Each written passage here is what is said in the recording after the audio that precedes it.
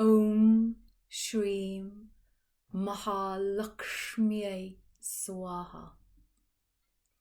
So variations of this mantra have been invoked for centuries to call upon the goddess Lakshmi to bestow her qualities of abundance and prosperity.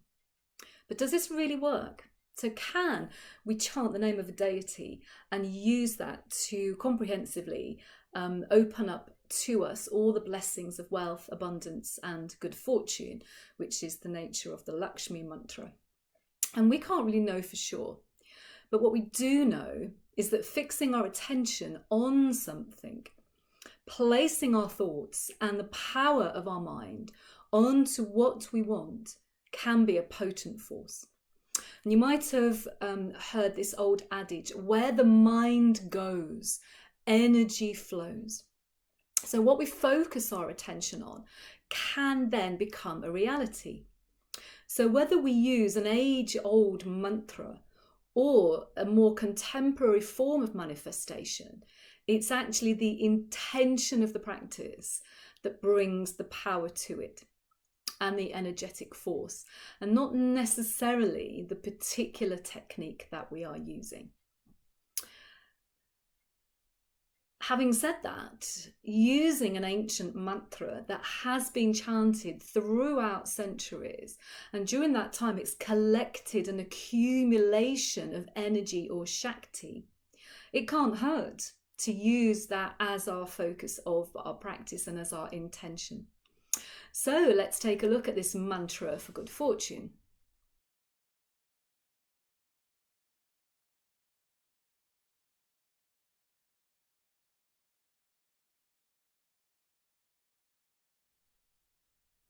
So let's break this mantra down into its constituent parts and take a really good look at the pronunciation of each of these sounds, these syllables, these resonant energy forms. So that the first word of the mantra is Om. So this is where we set out our intention. So Om, all that was, all that is, all that shall be, the sacred sound of yoga. The sound of Om, when it's used as a Bija Mantra, which it is in this Japa form of recitation, has something called an anuswara. And this is the little M with the dot on that you can see at the side of the video here. This is the Romanized form of Devanagari, so that we can actually read it without having to learn Devanagari. And all these little diacritics, these little symbols and dots and dashes tell us how to shape and form our mouth so that we can pronounce the words properly and thereby engage and bring in all the energetic qualities of each of these beautiful Sanskrit sounds. So this anuswara that comes at the end of the O sound is an internalization. It's like an internalizing ring or vibration of sound. And in the English language, it's very similar to if you combine the sound with an NG sound. So just as we would say monkey, so that sound in the middle, monkey. So putting those two together, we get this kind of internalization, almost ringing through the nasal passages. Om. Om. And then the second word is śrīṁ, and this also has the anuswara on the end as well. It's got a long E sound, and this is the Bija Mantra or the Shakti mantra for Lakshmi. So Shakti mantras or Bija mantras are like subtle vibratory keys that unlock potential energies, transforming our life force energy and our consciousness at the deepest level. So these little energy bombs of sound intensify the practice of our mantra. And śrīṁ is the Bija mantra for Lakshmi. The root of that word, Shri, means splendor. So using that long E sound and the anuswara, we have śrīṁ. And then we have Maha, which means great. And then Lakṣmīye. So lakṣmīye is a form of Lakshmi, and how we pronounce Lakshmi in Sanskrit, although it's written in the English as Lakshmi with an A, it's actually pronounced as a sound. So whenever you see an A written for a Sanskrit word, it's pronounced a. So we start with the tongue between the teeth, and then we take it through the sound to the ka, which is a guttural at the back of the throat, luk. And then the S sound is a sh, and that little dot underneath signifies that it's a retroflex sound, meaning that we have to put the tongue to the roof of the mouth to create this sound. Sh. Lakshmīye. Lakshmīye. So we have this sort of journey through the mouth as we create this sound. So starting at the teeth, coming back to the throat, up to the roof of the mouth, and then out through the lips. Lakshmīye. And it's interesting that the etymology of Lakshmīye is very similar to our English word luck. So when you are repeating the word Lakshmīye throughout the Japa practice that we're going to do shortly, think about embodying that essence of luck and good fortune every time you repeat this word. And then the final word, svāhā. And this kind of wraps everything up. So we begin with Om and then we end with svāhā. So this kind of creates a nice wrapping, if you like, a container for the middle part of the mantra, which is the important part, the Bija Mantra and the deity. And svāhā at the end means we sublimate and we offer ourselves. Okay, so all together that sounds Om, śrīṁ, Maha Lakṣmīye, svāhā. Okay, so now let's have a look at doing this as a Japa practice. So if you want to get yourself into a comfortable position, grab your mala beads and we'll get going. Okay, so we're going to do 108 rounds of this Lakshmi mantra, and I'm going to use my mala set that I've got here. This set of malas is split up into 4 sections, so you can see that each section is separated by slightly larger beads. There are 4 sections, and we're going to use each of these 4 sections to intone the mantra in a slightly different way so that we can access it on lots of different levels of our being. So the first round of 27 we're going to do slowly so that we can really feel the resonance of the sounds inside the mouth. So it gives us an opportunity to really feel the shakti of the akshara, the syllables, and let them resonate and vibrate within us. So that's our first round. Then the second round of 27, we'll speed it up. So we get quicker, and this increases the shakti, the energy of the practice. And then for the third section, we're going to whisper the mantra. So we lose the swara, which is the toning, and we just end up on one note, ekashruti, and we whisper it. And this is to access the subtle body. So as you are whispering the mantra, see if you can feel it resonating on these more subtle layers of your being, in your subtle body, in your energy field.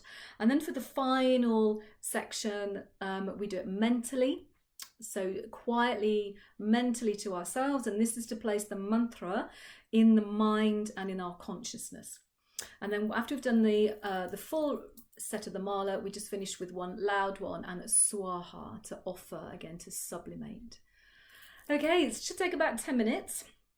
So when you are ready, taking a comfortable seated position, and then eventually you may be able to close your eyes and just follow the mantra as it arises. So if you don't have a set of mala beads, I will tell you when the next section comes up and tell you what we're going to be doing for that section. So just bringing your body into stillness.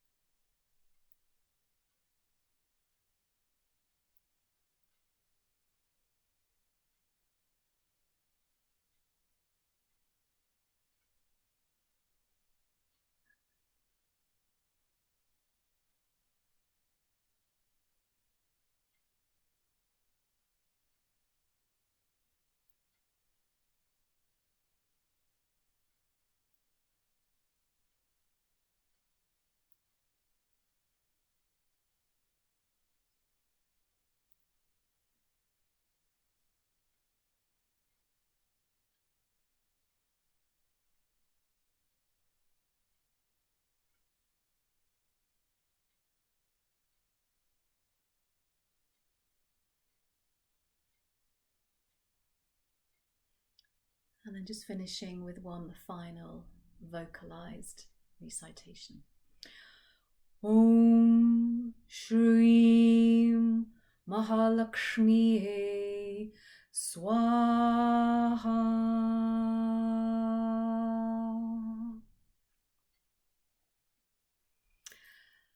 And may that practice bring you all the good fortune, the abundance, the prosperity that you wish. Hari Om Tat Sat.